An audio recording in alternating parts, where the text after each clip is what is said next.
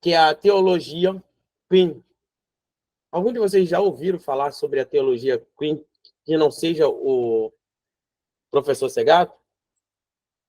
Queer, né? Queen não, queer. Não vale, não vale.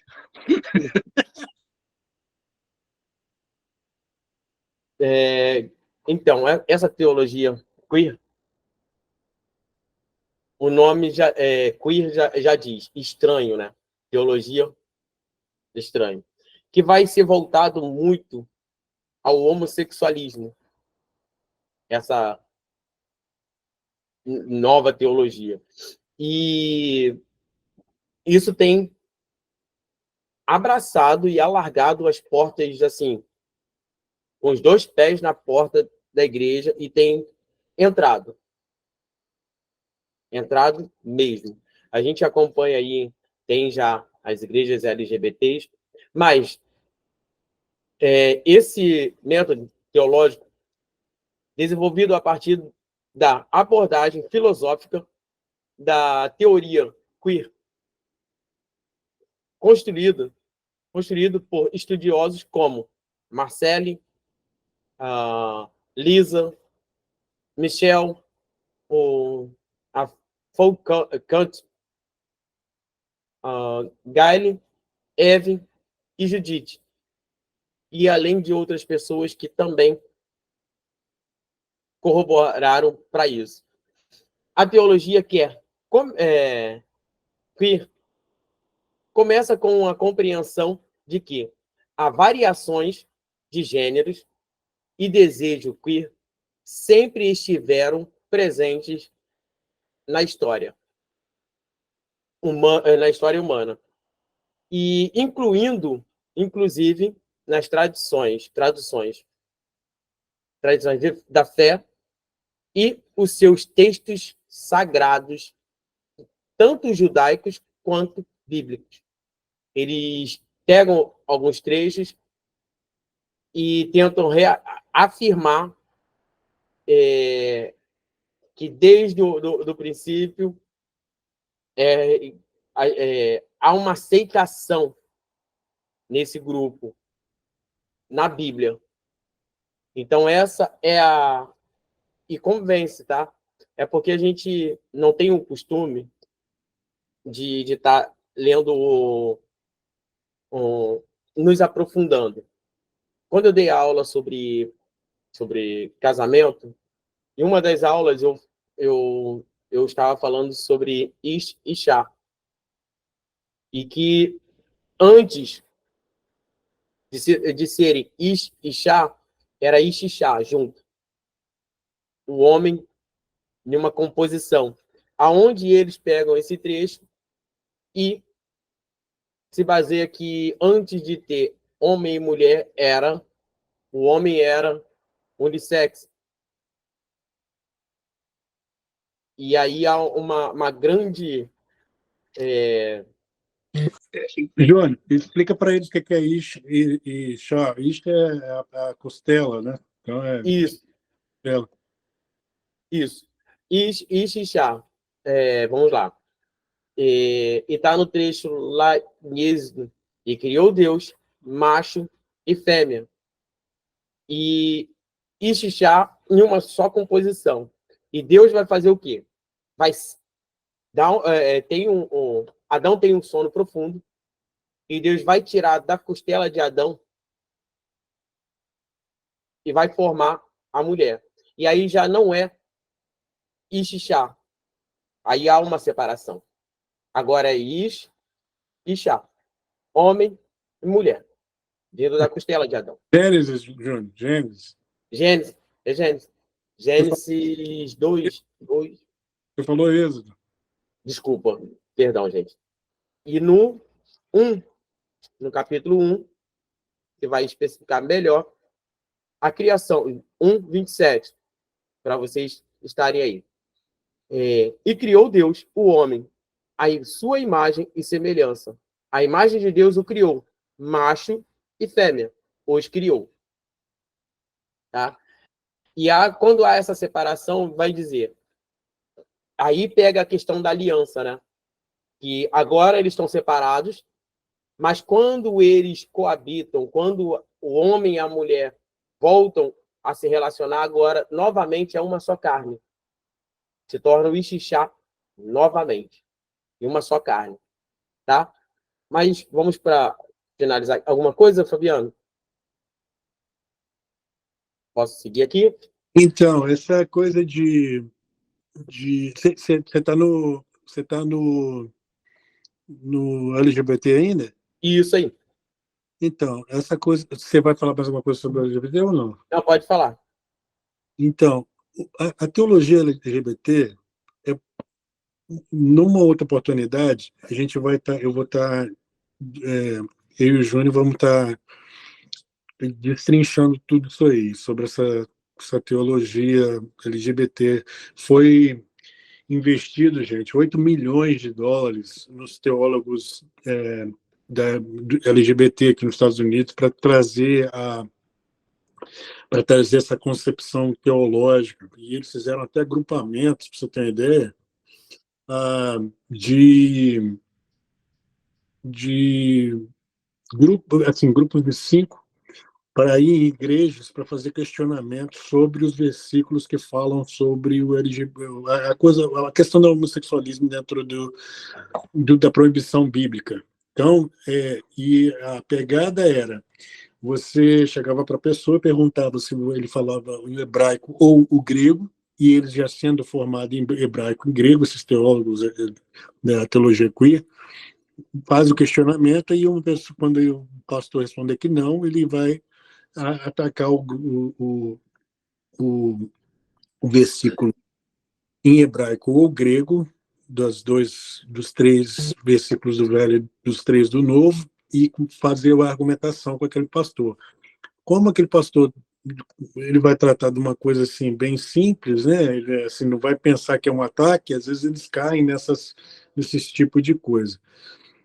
Eles criaram a Bíblia Graça sobre Graça aí no Brasil, né? Isso que tem tirado aí os versículos, reformulado os versículos, né? O sentido do versículo contra o homossexualismo, né? Aquilo que Deus já tinha colocado no Levítico e também no Novo Testamento. E também aqui nos Estados Unidos fizeram a Bíblia Queen James. Tem a King James, que é do rei, e aí fizeram da rainha. Então, tem muita coisa para falar sobre isso, mas eles fizeram desde 1969, eles fizeram desde a Revolução Sexual, Kirk Marsden e Marshall Kirk, eles fizeram um planejamento onde eles mudariam a opinião pública cultural americana em 40 anos. Então, quando aconteceu, estourou a Revolução Sexual, eles já tinham colocado tudo num planejamento, como é que fala em português, meu pai? Desensitization, eu não sei como é que fala em português. É uma maneira que você faz para fazer normal, apresentar uma ideia mais amena na sua apresentação, para você conseguir passar uma imagem mais aceitável sobre algo que não é tão normal na sociedade. Então, o que acontece? Por exemplo, eles pegaram aquela figura, para eles, no momento, eles falavam assim: essa figura de pessoa, de um gay ou de um homossexual, é muito forte naquela época para a pessoa aceitar de bom grado. Então, o que eles fizeram? Vamos apresentar pessoas ou dentro de televisão, dentro de comerciais, com uma maneira normal, como se fosse uma família normal, de uma aceitação mais fácil. Aí você tinha aquele show, você lembra do show Friends, que fizeram aí no Brasil, aquele Amigos? Tem o Friends aqui dos Estados Unidos, que ficou muito famoso. Então, embora em tantos outros que eles fizeram, para trazer uma imagem mais aceitável. Segunda coisa que eles tiveram foi o jamming, que ele fala, né? Que é é trazer uma ideia contra a igreja dentro da opinião pública, como se eles tivessem sido atacados na sua no seu direito de ser humano. Só que eles tomaram esses ataques, eles colocaram frases nesses ataques como se estivesse atacando a pessoa. Então, tá vendo, os religiosos atacam a gente, atacam nisso, e fizeram um monte de formulações de frases e ideias, né? E eles têm todo um tipo é muito bem planejado, é muito bem reformulado, tanto é que o Obama, quando ele vai assinar a lei em 2015, ele lembra disso aí, ele faz menção a isso. Os dois eram, esse Marshall Kirk Mesner, eles eram estudantes de Harvard, e eram advogados, um outro virou publicitário, eles trouxeram essas ideias à meca da publicidade, que é Nova York. Então, eles fizeram todo um planejamento e fizeram que funcionaram esse plano. O maior plano, em maneira global, é um documento que se chama Yogyakarta Principles, os princípios de Yogyakarta. Se você olhar os princípios de Yogyakarta, essa cartilha é entregue na ONU para entregar para os outros países, e ela é introduzida pela educação, e ela entra nos meios de educação, no Brasil pela Unesco, entendeu? Então, eles começam a fazer essas coisas muito por ONGs também, e entraram nas escolas. Aqui nos Estados Unidos, eles fazem essa cartilha do kindergarten, do prezinho, até o 12th grade, que é o terceiro ano. Então, o que acontece? E aqui, se o professor, por exemplo, não aceitar ensinar a ideologia, você tem que apenas um termo quando você for pegar a licença agora de professor. Se você não se comprometer a fazer, você não consegue pegar a licença. Você tem uma ideia. E os grants, que são o dinheiro alocado para as escolas, são alocadas também, tem esses grants para essa parte ativista e tal. Então, ficou a bola da vez aqui nos Estados Unidos, isso aí, muito bem formulado. Os princípios de Yogyakarta, se você for ver no Google, os princípios é tirar a autoridade familiar dos pais e das mães, dar autonomia a crianças de ter oportunidades de até troca de sexo numa idade muito cedo. Se você for ver a coisa ali dos princípios de Jacarta, você fala assim que é um absurdo. Mas o Brasil também participou também de um fórum onde eles pegaram esses princípios de Yogyakarta e começaram a introduzir nas suas ONGs. Então, se você não souber de onde está vindo, você acaba não sabendo onde é que está sendo implantado, em primeiro lugar. Aí você tem que saber onde é que está sendo implantado. Uma vez que você sabe onde é que está sendo implantado, você começa a trazer uma posição contrária a isso aí. Mas é uma coisa bem difícil. Uma hora, Júnior, nós dois traz toda essa explicação sobre como é que funciona e tal, e a gente pode trazer os versículos bíblicos para lidar com essa parte da teologia, contra a teologia LGBT, nos versículos que eles reformularam para aceitação. Então, são 6 versículos, é muito fácil de lidar com 6, assim, fácil, você tem que ver os argumentos, né? Mas são 6 versículos que eles usam para atacar a fé cristã. Se você não souber também defender, você acaba passando, porque são bem agressivos nessa coisa aí. Então, os ativistas, né?